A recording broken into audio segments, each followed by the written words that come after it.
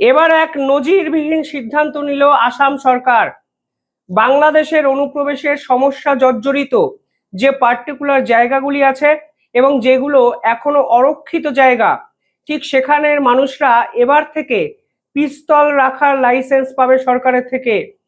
সাম্প্রতিক সময় এই পার্টিকুলার জায়গাগুলোতে এমন কিছু ঘটনা চোখে পড়েছে যা ভারতীয় সাধারণ নাগরিকের জন্য অত্যন্ত উদ্বেগের। এবং এমন কিছু ঘটনা আমাদের সামনে এসছে, সেখানে পরিষ্কার বোঝা যাচ্ছে এই অরক্ষিত জায়গাগুলো কোনোভাবে বাংলাদেশের অনুপ্রবেশকারীরা ব্যবহার করার চেষ্টা করছেন এবং তারা ভারতে ঢুকে ভারতীয় নাগরিকদের উপর ঝাঁপিয়ে পড়ছেন। এই উদাহরণও আমাদের সামনে এসছে।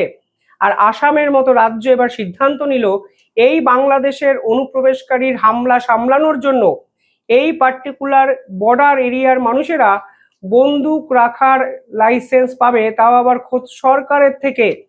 কাল দিনভর এ বিষয়ে বিতর্ক হলো, একাধিক প্রশ্ন উঠলো, সমালোচনা হলো, কিন্তু সব মিলিয়ে যে প্রশ্নটা সব থেকে বেশি মাথাচাড়া দিয়ে উঠলো তা হলো আজকে দেশের স্বার্থেও এবং সুরক্ষার জন্য পরবর্তীকালে বর্ডার এরিয়ার সমস্ত রাজ্যই কি আসামের এই পথে হাঁটবে?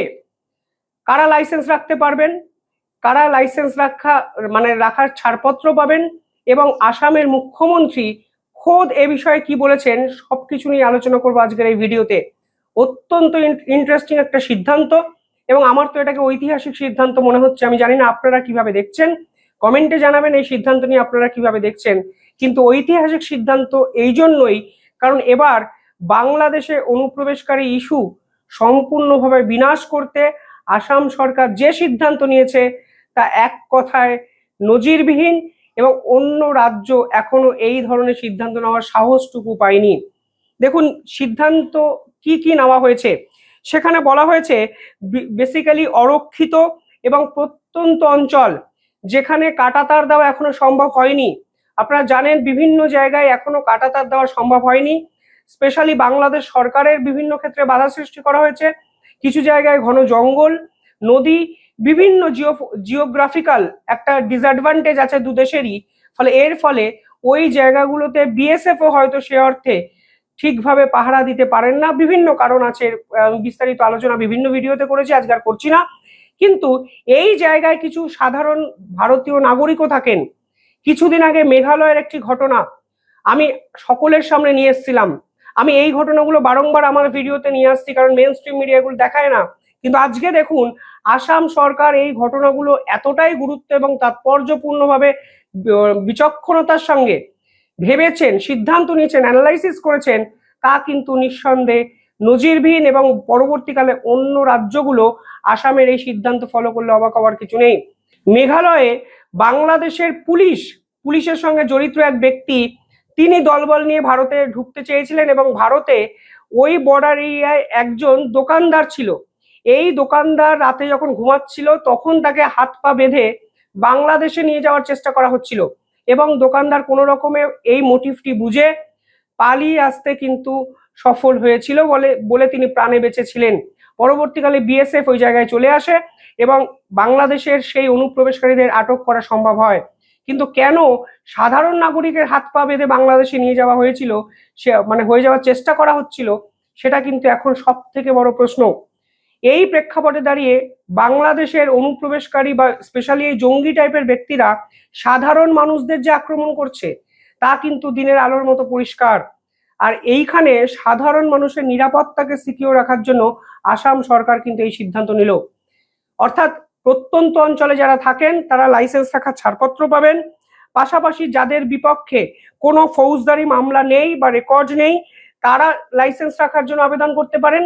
শারীরিক এবং মানসিকভাবে আপনাকে সুস্থ হতে হবে এবং বয়স 21 বছরের বেশি হতে হবে, তাহলেই আপনারা লাইসেন্স রাখার এই আবেদনটি করতে পারবেন। আসামের মুখ্যমন্ত্রী কি বলেছেন, একদম সরকারি বিবৃতি। এই সরকারের বিবৃতিতেই পরিষ্কার বোঝা যাচ্ছে এই সরকার চাইছেনটা কি। এই সরকার বাংলাদেশের অনুপ্রবেশকারী একদম কমিয়ে শূন্যতে নিয়ে আসতে চাইছেন। অত্যন্ত পজিটিভ একটা অ্যাটিটিউড, আমাকে এটা অ্যাপ্রিসিয়েট করতেই হবে। কিন্তু এই সিদ্ধান্ত নিয়ে বিতর্ক হতে পারে, এই সিদ্ধান্ত নিয়ে বিতর্ক হতে পারে, প্রশ্ন হতে পারে। সেই প্রশ্নগুলোর উত্তর আমার মনে হয় আজকেই দেওয়ার মতো সময় হয়নি, কারণ কালকে এই সিদ্ধান্ত আসামের পক্ষ থেকে নেওয়া হয়েছে। আসামের মুখ্যমন্ত্রী কি বলেছেন?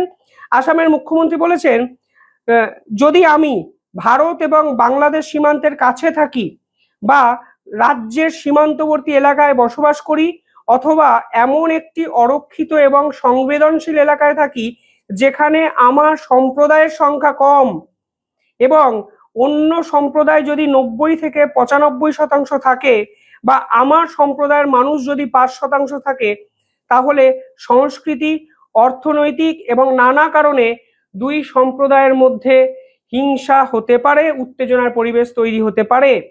যদি এমন কোনো পরিস্থিতি হয় তাহলে ছোট ঘটনা উত্তেজনার আবহ তৈরি হতে পারে। সেক্ষেত্রে সংখ্যাগরিষ্ঠ সম্প্রদায় সংখ্যালঘু সম্প্রদায়ের উপর হামলা করতে পারে, ঘরবাড়ি পুড়িয়ে দিতে পারে এবং নানা ঘটনা ঘটতে পারে। একটি থানায় 6 থেকে 12 জন কনস্টেবল থাকেন। উত্তেজনার ওই জায়গায় পৌঁছাতে 2 থেকে 3 ঘন্টা সময় লাগবে। তাই পুলিশ যতক্ষণ না আসছে ততক্ষণ নিজেদের সুরক্ষিত করা প্রয়োজন। যদি এটা অনেকে জেনে থাকেন যে যার উপর হামলা করছি তার কাছে আগ্নেয়াস্ত্র আছে, তাহলে এই হামলা থামানো যেতে পারে। দেখুন, বর্ডার এরিয়া, আসামের বর্ডার এরিয়াতে হিন্দুদের সংখ্যা কিছুটা কম বিভিন্ন জায়গায়।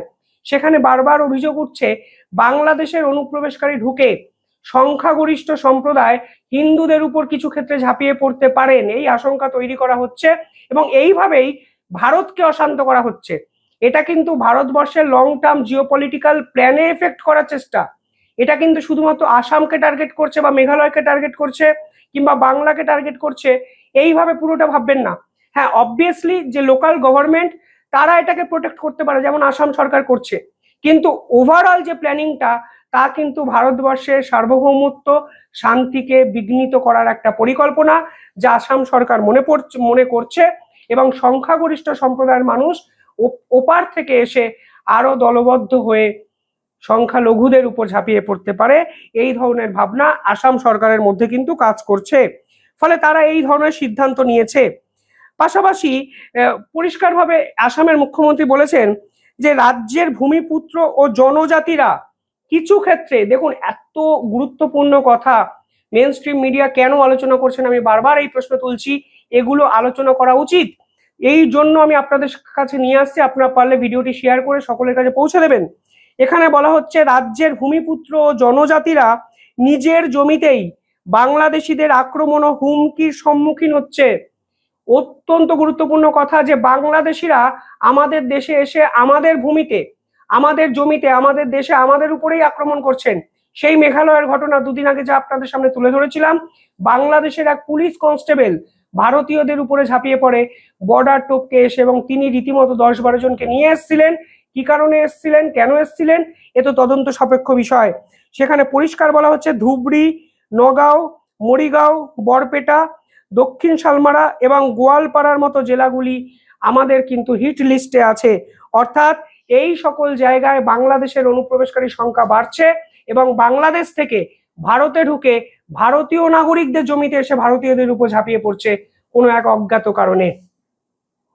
এবার প্রশ্নটা হলো, আসাম সরকার যেটা করলো সেটা কি রাজ্যের, আমাদের রাজ্য বলুন, বাংলা বলুন কিংবা 7 সিস্টার্সের বাকি রাজ্যগুলো ফলো করবে? এর কিন্তু একটা আফটার এফেক্টসও আসতে পারে, এটা মাথায় রাখতে হবে। সাধারণ মানুষের কাছে অস্ত্র দেওয়া মানে অলওয়েজ কিন্তু একটা রিস্ক ফ্যাক্টর কাজ করবে। যদি সাধারণ নাগরিক কোনোভাবে ওটিকে ভুল প্রয়োগ করেন, বিভিন্ন কারণে ভুল প্রয়োগ করতে পারেন, তাহলে কিন্তু এই সিদ্ধান্তের দিকে প্রশ্নচিহ্ন পাল্টা উঠবে। কিন্তু আমি বারবার যেটা বলি, বৃহত্তর স্বার্থের কথা মাথায় রাখতে হবে এবং এখানে বৃহত্তর স্বার্থ হলো দেশ, দেশের নাগরিক, শান্তি, সুরক্ষা, সার্বভৌমত্ব। বারবার 7 সিস্টার্সে যেভাবে মোহাম্মদ ইউনূসের বাহিনী অশান্ত করার চেষ্টা করছে, সেইটাকে যদি প্রিভেন্ট করতে হয় তাহলে অস্ত্র তুলে নিতে হবে সাধারণ মানুষকে, এবং এটাই ভবিতব্য এবং এটাই সঠিক সিদ্ধান্ত বলে মনে করছে আসাম সরকার। যাই হোক, আজকে এই ভিডিওতে মানুষ কমেন্ট করে জানান যে আসাম সরকারের এই সিদ্ধান্ত ঠিক না ভুল, এবং পরবর্তীকালে দেশের স্বরাষ্ট্র মন্ত্রক কি এই সিদ্ধান্তর দিকে যেতে পারে। আচ্ছা, বাই দ্য ওয়ে, কালকে আসামের পক্ষ থেকে, আসামের কংগ্রেসের পক্ষ থেকে স্বরাষ্ট্র মন্ত্রককে একটি চিঠি লেখা হয়েছে। সেখানে সরাসরি তারা লিখেছেন যে আসামের সিকিউরিটি এই মুহূর্তে বাড়ানো প্রয়োজন, কারণ আমরা বারবারই শুনছি আসাম সরকার এই অনুপ্রবেশকারী ইস্যুতে সব থেকে কড়া অবস্থান নিয়েছে, কারণ পুশব্যাক ইস্যুতে তারা 1 নম্বর। এমনকি তাদের এই ইস্যু নিয়ে মামলা অবধি হচ্ছে। ফলে পুশব্যাক ইস্যু সব থেকে বেশি আসামে, অনুপ্রবেশকারী সমস্যায় জর্জরিত কিছু ক্ষেত্রে আসামে। দেখুন, বাংলার সঙ্গে কম্পেয়ার করে লাভ নেই, বাংলায় এই ঘটনাগুলো সামনেই আসে না, কিছু ক্ষেত্রে মেন স্ট্রিম মিডিয়া এগুলো দেখাই না। আসাম সরকার তৎপর বলে এগুলো তবু একটা দুটো মিডিয়ায় আসছে এবং আমরা আপনাদের কাছে এই খবরগুলো পৌঁছে দিচ্ছি। এবার বিষয় হলো, আসাম কংগ্রেস বলেছে যে স্বরাষ্ট্রমন্ত্রীকে অবিলম্বে সিদ্ধান্ত নিতে হবে, বর্ডার সিকিউরিটি বাড়াতে হবে। কেন বাংলাদেশিরা আসামকে টার্গেট করছে এই বিষয়ে কিন্তু রিপোর্ট আনা প্রয়োজন। কেন পুশব্যাক ইস্যুতে আসাম এগিয়ে থাকবে? কেন আসামে এই সমস্যা সব থেকে বেশি হবে? কেন বর্ডারেই আমরা বাংলাদেশিদের আটকাতে পারছি না? এই প্রশ্ন কিন্তু কালকে আসাম কংগ্রেসের পক্ষ থেকে সরাসরি দেশের স্বরাষ্ট্রমন্ত্রীকে করা হয়েছে। দেখুন, বিভিন্ন জায়গায় এতটাই ভঙ্গুর, এতটাই জঙ্গল এবং জঙ্গল আবৃত, ফলে আটকানো সম্ভব হয় না। আর আমাদের বিএসএফ জওয়ানরা দিন রাত পরিশ্রম করে সুরক্ষিত রাখার চেষ্টা করেন, কিন্তু এত বড় এরিয়া, কিছু না কিছু ফাঁক কিন্তু থেকে যায়। যারা অনুপ্রবেশকারী তারা এই ফাঁকগুলোকে ইউটিলাইজ করার চেষ্টা করেন। কিন্তু আসাম সরকার, একটা নির্দিষ্ট রাজ্যের সরকারের দায়িত্ব হলো, যদি কোনো অবস্থাতে এই অনুপ্রবেশকারী আমাদের দেশে ঢুকে যায় তাকে শেষ করে দেওয়া, অন্তত আমাদের জাতীয় সুরক্ষার স্বার্থে শেষ করে দেওয়া, মানে প্রাণে মারার থেকে আমার মনে হয় কিছু ক্ষেত্রে পুশব্যাক পলিসিটাকে ইমপ্লিমেন্ট করা, যে আসাম সরকার কিন্তু করছে। অন্য রাজ্যের এই সংখ্যাটা কিন্তু কম, সেটাও কিন্তু আমাদের ন্যাশনাল সিকিউরিটির জন্য অ্যালার্মিং একটা বিষয়। যাই হোক, কমেন্টে জানাবেন পুরো বিষয়টিকে আপনারা কিভাবে দেখছেন। ধন্যবাদ, দেখতে থাকুন দ্য ইন্ডিপেন্ডেন্ট বেঙ্গল।